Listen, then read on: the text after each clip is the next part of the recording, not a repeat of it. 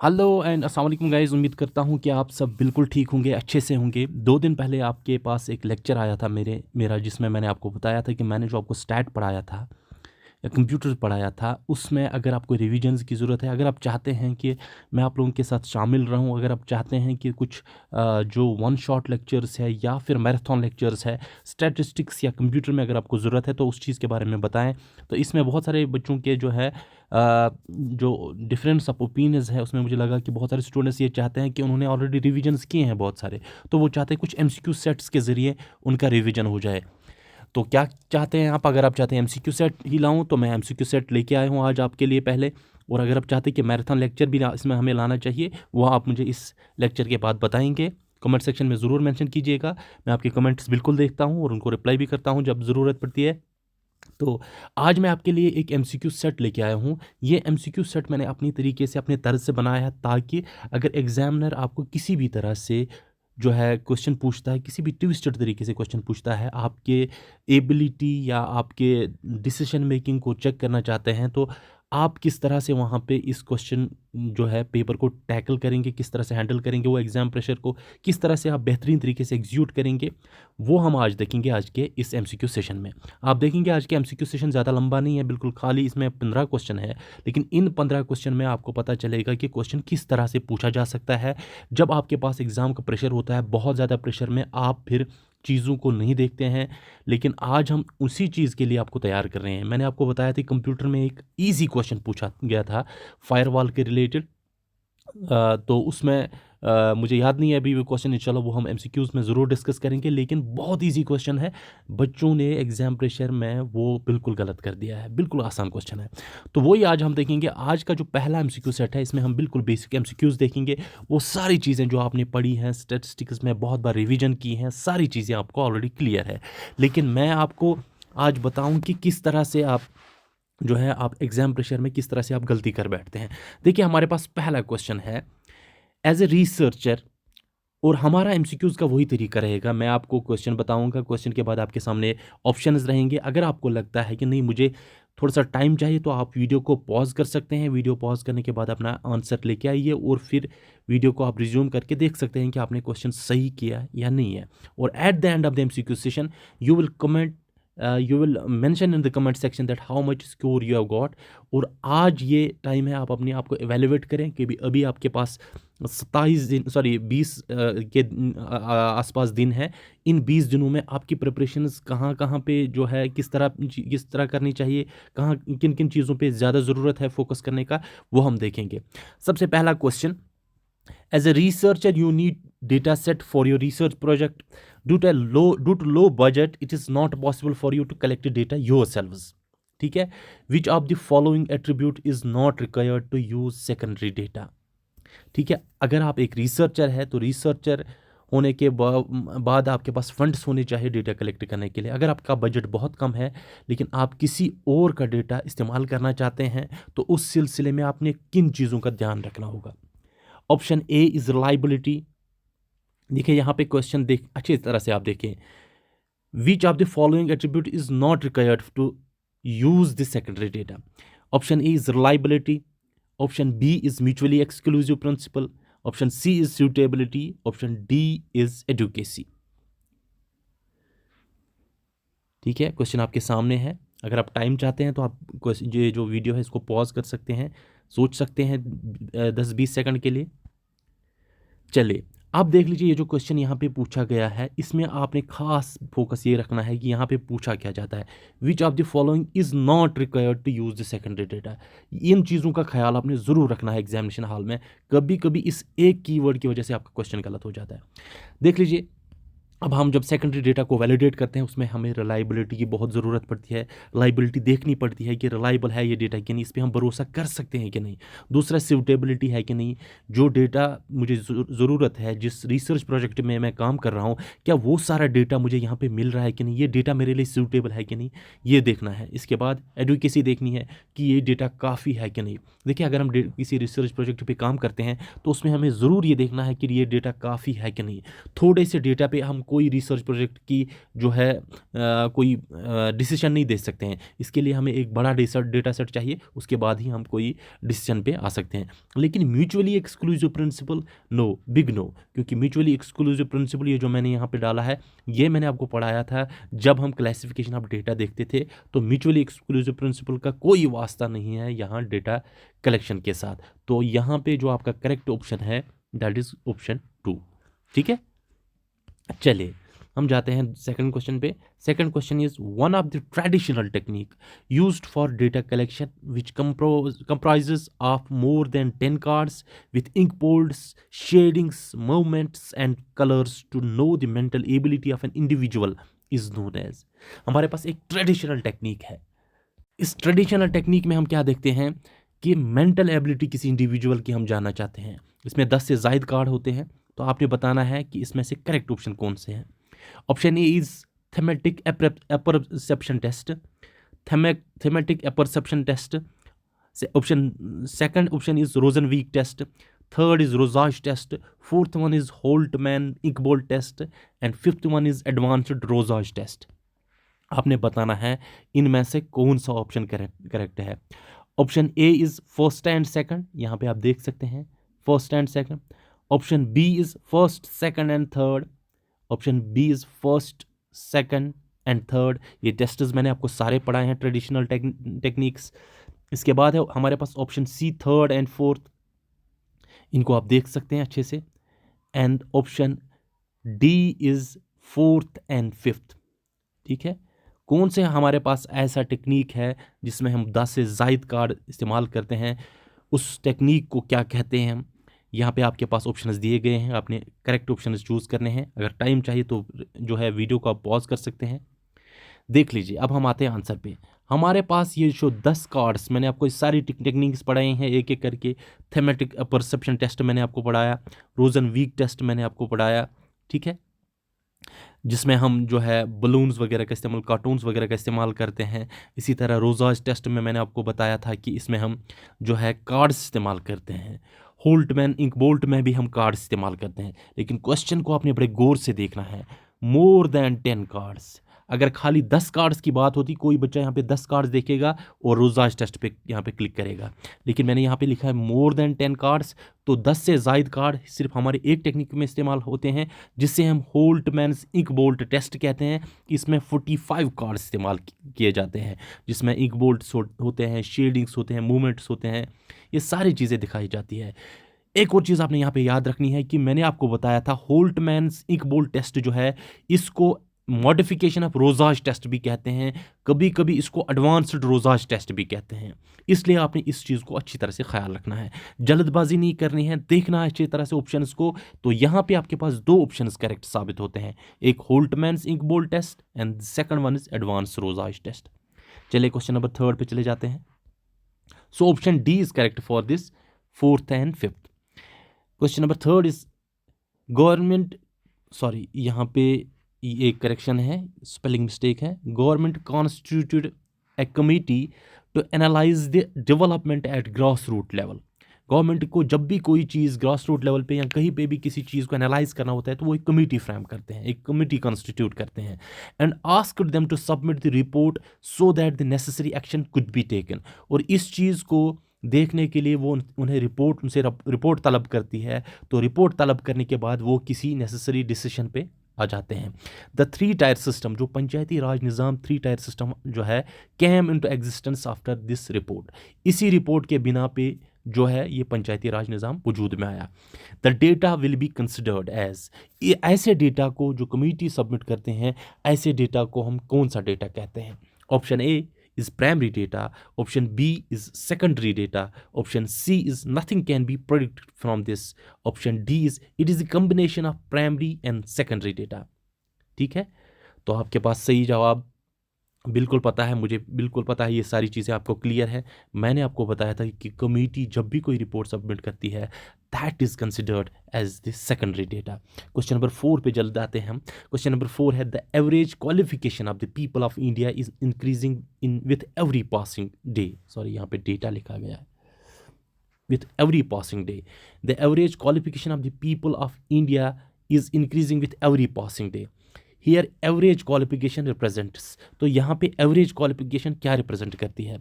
Option A is universe, option B is parameter, option C is sample, option D is indicative figure. तो क्या है यहाँ पे average qualification, क्या यहाँ पे साबित करती है? क्या वो यूनिवर्स है, क्या वो पैरामीटर है, क्या वो सैंपल है, या फिर वो एक इंडिकेटिव फिगर है? बिल्कुल आपको सही जो है आंसर पता होगा। मैंने आपको बताया था कि हम जब सारी पॉपुलेशन को देखते हैं उसको ही हम यूनिवर्स कहते हैं। अगर हम पूरी कंट्री की बात करेंगे तो ये हमारे लिए यूनिवर्स बनता है या हमारे लिए पॉपुलेशन बनता है। तो इसका जो न्यूमेरिक फिगर होता है, इसका जो न्यूमेरिक वैल्यू होता है, रिप्रेजेंट जो उसको करता है, उससे हम कहते हैं पैरामीटर, अगर आपको याद होगा। लेकिन सैंपल का जो न्यूमेरिक वैल्यू होता है, जो न्यूमेरिक रिप्रेजेंटेटिव होता है, उसको हम कहते हैं स्टैटिस्टिक, अगर आपको याद होगा। सो द करेक्ट आंसर यहाँ पे पूरे कंट्री की बात की जा रही है, पीपल ऑफ इंडिया। अगर आप यहाँ पे देखें तो पूरी कंट्री की बात की जा रही है। सो इट बिकम्स यूनिवर्स और पॉपुलेशन हियर। लेकिन हमें यहाँ पे एवरेज क्वालिफिकेशन के बारे में बताना है, तो एवरेज क्वालिफिकेशन यहाँ पे पैरामीटर हुआ। अभी तक हमने 4 क्वेश्चंस किए हैं। जो भी आपका स्कोर रहा होगा कोई मसला नहीं है, हम सिर्फ ये इस चीज़ पे फोकस करते हैं कि हमें क्वेश्चंस कैसे पूछे जा सकते हैं। Question number 5 is the method of data collection in which an investigator collects the information from someone who has knowledge about the subject. तो ऐसा डेटा कलेक्शन मेथड जिसमें इन्वेस्टिगेटर डेटा करता है कलेक्ट किसी और से जिसको नॉलेज होगा सब्जेक्ट, उसको हम क्या कहते हैं? Option A is schedule, option B is direct interview, option C is indirect oral interview, option D is informants data. तो आपने बताना है ऐसे डेटा कलेक्शन टेक्निक को हम क्या कहते हैं।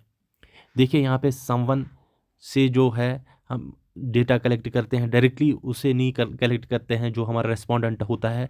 तो जब समवन की बात आते हैं तो ये हमारे पास ऑप्शन सी करेक्ट है, indirect oral interview. Question number 6 पे आते हैं।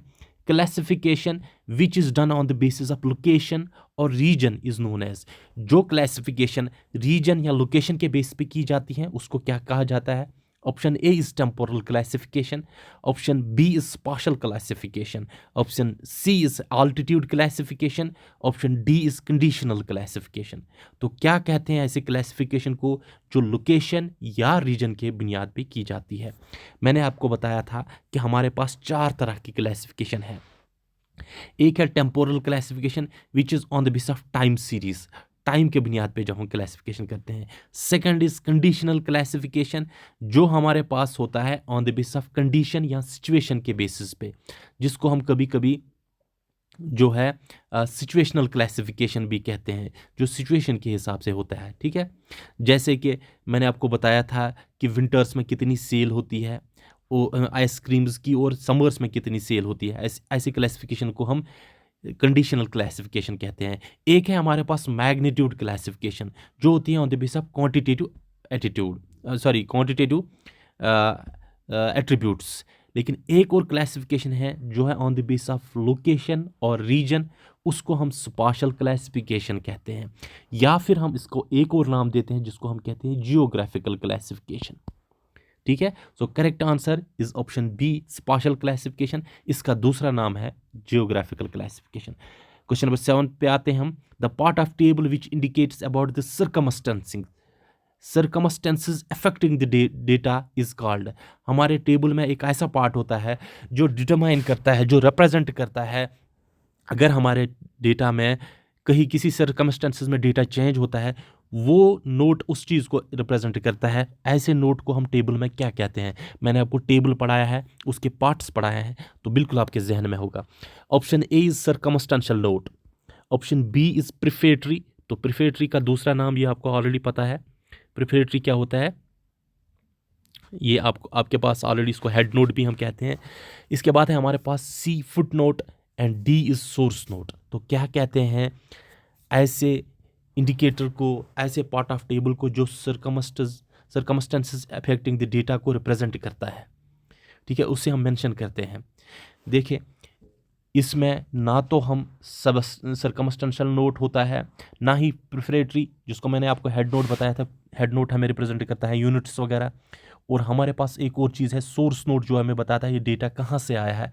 लेकिन फुट नोट रिप्रेजेंट करता है किन सर्कमस्टेंसेस में डेटा ये चेंज हो सकता है। तो circumstances affecting the data is represented by foot note. इस तरह से क्वेश्चन पूछे जा सकते हैं।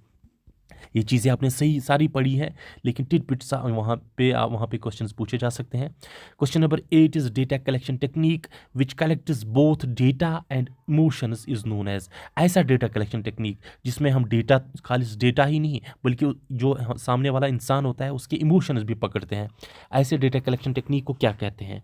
Option A is questionnaire, option B is distinguished observation, option C is schedules, option D is survey. तो ऐसे डेटा कलेक्शन टेक्निक को क्या कहते हैं? देखिए क्वेश्चनेयर हम बंदे को भेजते हैं, लेकिन हम उसके जो है इमोशंस नहीं पकड़ सकते हैं। डिस्टिंग्विश्ड ऑब्जर्वेशन है, हम बंदे को ऑब्जर्व करते हैं, उसका डेटा के बारे में हमें पता नहीं चलता है। सर्वे होता है, हम किसी से डेटा लेते हैं, हमारा कोई फोकस नहीं यहाँ होता है उसके इमोशंस पे। लेकिन स्केड्यूल्स एक ऐसा चीज़ है जिसमें हम एक एनुमरेटर भी साथ में भेज देते हैं। तो ये एनुमरेटर उस बंदे के डेटा के साथ साथ उसका इमोशन भी पकड़ता है। So the correct answer is schedules. Question number 9 is national statistics day is celebrated every year. PC Mahalanobis, जो फादर ऑफ इंडियन स्टैटिस्टिक्स माने जाते हैं, उनके नाम पे, उनके बर्थ एनिवर्सरी पे उन जो है नेशनल स्टैटिस्टिक्स डे मनाया जाता है। तो ये कौन सी तारीख को मनाया जाता है? Option A is 11th of May, option B is 29th of May, option C is 29th of July, option D is 1st April. तो आपने बताना है कौन सा दिन है जब नेशनल स्टैटिस्टिक्स डे मनाया जाता है। ये मैंने ऑलरेडी आपको बताया है। So the correct answer for this is option B. Option B is correct answer, 29th of June. Question number 10 is which of the following method is used for collection of secondary data. JK SSB में ये question पूछा गया है, last time FAA में या पीए में ये question पूछा गया था कि हमारे पास जो data collection methods secondary data collect करने के लिए इस्तेमाल होते हैं वो कौन सा है? Option A is experiments, option B is personal interviews, option C is questionnaire, option D is government publication. देखिए ये जो हमारे पास है experiment, this is primary data collection method, personal interview is primary data collection method, so is the questionnaire, but government publications as I told कि ये हमारे पास सेकेंडरी डेटा कलेक्शन मेथड है। बिल्कुल ईजी सा क्वेश्चन पूछा गया था यहाँ पे। नेक्स्ट क्वेश्चन, क्वेश्चन नंबर 11 है हमारे पास, national theme of national statistics day 2023 was. 2023 में जो इस साल नेशनल स्टैटिस्टिक्स डे मनाया गया था, उसका जो थीम था वो क्या था? Option A is alignment of state indicator framework with national indicator framework for monitoring of SDGs, option B is connecting the world with the data we can trust, option C is implementing, ठीक है यहाँ पे spelling mistake को आप please ignore करें, implementing statistics for achievement of SDGs by 2030, option D is none of the above. तो आपने बताना है इस साल का थीम क्या था नेशनल स्टैटिस्टिक्स डे का, जो 29 जून 2023 को इस बार मनाया गया, उसका थीम क्या था? सो the correct answer is alignment of state indicator framework with national indicator framework for monitoring of SDGs. इसको अपने जहन में रखें, state indicator framework with national indicator, ये कभी उल्टा भी आ सकता है, लेकिन स्टेट इंडिकेटर पहले आएगा उसके बाद नेशनल इंडिकेटर आएगा। अगर किसी ने ये सिलेक्ट किया होगा तो बिल्कुल गलत है। मैंने अपने नोट्स में 2020 में बताया था, ये 2020 का थीम था, न कि 2023 का। 2023 का ये थीम था, ठीक है। इसके बाद आते हैं क्वेश्चन नंबर 12 में, following are the partitional values except. हमारे पास बहुत सारे पार्टीशन वैल्यूज है जहां से हम डेटा को पार्टीशन कर सकते हैं। ऑप्शन ए आपने बताना है कौन सा पार्टीशन वैल्यू नहीं है। Option A is percentile, option B is deciles, option C is mode, option D is quartiles. देखिए परसेंटाइल में एक डेटा को हम 100 हिस्सों में तकसीम करते हैं, डिसाइल्स में हम 10 हिस्सों में तकसीम करते हैं, क्वार्टाइल्स में हम 4 हिस्सों में तकसीम करते हैं, ठीक है। लेकिन हमारे पास एक ऐसा यहाँ पे ऑप्शन है मोड, जिसमें हम डेटा को तकसीम नहीं करते हैं, पार्टीशन नहीं करते हैं। तो हमारे पास जो करेक्ट आंसर है that is mode. Question number 13 पे चले जाते हैं, the curve drawn for symmetric distribution of data is called. जब कर्व जो हम सिमेट्रिक डिस्ट्रीब्यूशन ऑफ डेटा के लिए बनाते हैं उसको हम क्या कहते हैं? Option A is normal curve, option B is bell curve, option C is Gaussian curve, option D is all of the above. तो आपने बताना है ऐसी कर्व जिसमें हम normal distribution of data represent करते हैं, ये हमारे पास लेफ़्ट साइड होता है, ये हमारे पास राइट साइड होता है, लेकिन ऐसा एक कर्व बनता है जो नॉर्मली डिस्ट्रीब्यूट होता है दोनों तरफ से। इसको हम कभी कभी या तो नॉर्मल कर्व भी कहते हैं, ये एक बेल की सूरत लेता है इसलिए इसको हम कभी कभी बेल कर्व भी कहते हैं, या फिर हम इसको कभी कभी गॉसियन कर्व भी कहते हैं। So all 3 options are correct. Question number 14 है, ये क्वेश्चन पूछा गया था, इस क्वेश्चन को आप अच्छी तरह से देखें। If mean of A series is 10, अगर एक सीरीज का मीन 10 है एंड मीडियन इज 20 और उसका मीडियन जो है वो 20 है, then the mode is equal to, तो आपने यहाँ पे मोड कलेक्ट करना जो है कैलकुलेट करना है। Option A is 15, option B is 20, option C is 40, option D is 30। तो आप मुझे कैलकुलेट करके दे, तब तक मैं आपको बता दूं कि ये जो मीन, मोड और मीडियन की फॉर्मूला है इसको आपने अच्छी तरह से याद रखना है। एक फॉर्मूला है हमारे पास मीन माइनस मोड, ठीक है, is equal to 3 times mean median minus mean minus median, mean minus median, ठीक है। ये एक फॉर्मूला है, इसको अच्छी तरह से याद रखें। Mean minus mode is equal to 3 times mean minus median, या आप इस तरह से भी इसको लिख सकते हैं। देखिए आप इस तरह से लिख सकते हैं, ये इजी हो जाएगा आपके लिए। 3 times median is equal to mode plus 2 times mean, इस तरह से भी आप लिख सकते हैं। तो यहाँ पे आपने कैलकुलेट करना है, आपने मोड कैलकुलेट करना है, तो मोड यहाँ पे रहेगा, आपने कैलकुलेट करना है मोड को। तो 3 टाइम्स मीडियन हमारे पास कितना है, यहाँ मीडियन हमारे पास 20 है, तो 3 times 20 is equal to mode plus 2 times mean, ठीक है। तो 2 टाइम्स मीन कितना हुआ, 2 इंटू 10, ये हो गया हमारे पास 20, तो यहाँ पे हमारे पास हुआ 60, तो 60 माइनस 20 हमारे पास बनता है 40। So mode is equal to 40, तो 40 आपका आंसर बनेगा। इस फॉर्मूला को अच्छी तरह से याद रखें। 3 टाइम्स, फिर से मैं आप यहाँ पे लिख रहा हूँ, इस पे क्वेश्चन पूछा जा सकता है। मुझे नहीं पता मैंने अपने नोट्स में ये मेंशन किया है कि नहीं है, लेकिन इसमें 2 बार शायद क्वेश्चन पूछे गए थे। 3 times median is equal to mode plus 2 times mean, इस फॉर्मूला को याद रखें, ठीक है। इसको अच्छी तरह से याद रखें, मेमोराइज करें, तो ये इस बेस पे आपको क्वेश्चन पूछा जा सकता है। Last question for today's MCQ session is less than and more than ogive curve intersect as at. तो बहुत ही ईजी क्वेश्चन है, मैंने बहुत बार अपने एमसीक्यू सेशंस में दोहराया है, मैंने अपने नोट्स में भी इस चीज़ को ऐड किया है। तो कौन सा होता है वो पॉइंट, कौन सा होता है वो वैल्यू जहाँ पे लेस देन या और मोर देन ओगिव कर्व इंटरसेक्ट करते हैं। कभी कभी आपको लेस देन और ग्रेटर देन ओगिव कर्व भी होगा, लेकिन कहाँ होता है, कौन से पॉइंट पे होता है, एंड दैट इज़ मीडियन। तो ये मीडियन पे इंटरसेक्ट करता है। ये थे आज के 15 क्वेश्चन। अगर आपको लगा कि क्वेश्चन सेट ठीक है और हमें आगे कंटिन्यू करना चाहिए ऐसे एमसीक्यू सेशंस को, तो प्लीज़ कमेंट सेक्शन में ज़रूर मेंशन कीजिएगा। और अगर हमारे लेक्चर्स आपको पसंद आते हैं, देखिए हमें आप लोगों से हम ये चीज़ें आप लोगों के लिए इसलिए नहीं लाते हैं कि आप लोग जो है डिस्करेज हो जाए या आपका टाइम ज़ाया करें, क्योंकि इसमें हमारा कोई फाइनेंशियल मतलब नहीं है। लेकिन आपसे इतनी गुजारिश है कि अगर आपको हमारे लेक्चर्स पसंद आते हैं, अगर आप चाहते हैं कि हम आगे कंटिन्यू करें, तो प्लीज़ हमारे चैनल जो है अंजुम सर्स क्लासेस, ठीक है, इसको आप प्लीज़ सब्सक्राइब ज़रूर करें और अपने दोस्तों के साथ ज़रूर शेयर करें कि यहाँ पे जो है हम फ्री ऑफ कॉस्ट जो है एब्सोल्युटली फ्री ऑफ कॉस्ट आपको डेटा प्रोवाइड कर रहे हैं। हमारे साथ और भी कुछ लोग जुड़े हैं जो आपकी जो है हेल्प करना चाहते हैं। तो आप लोगों से बस इतनी सी गुजारिश है कि इस चैनल को ज़रूर सब्सक्राइब करें और अपने दोस्तों के साथ शेयर करें। और हाँ, एक और बात, हमारे जो नोट्स होते हैं हमारे लेक्चर्स के, वो हमारी एक टेलीग्राम, बार बार बच्चे पूछते हैं, मैंने अपने लेक्चर के जो है डिस्क्रिप्शन में भी ये लिंक शेयर की है। अंजुम सर्स क्लासेस के नाम से एक टेलीग्राम चैनल है, ठीक है, अंजुम सर्स क्लासेस के नाम से एक टेलीग्राम चैनल है, जिसकी लिंक मैं आपको इस वीडियो के डिस्क्रिप्शन में भी दूंगा।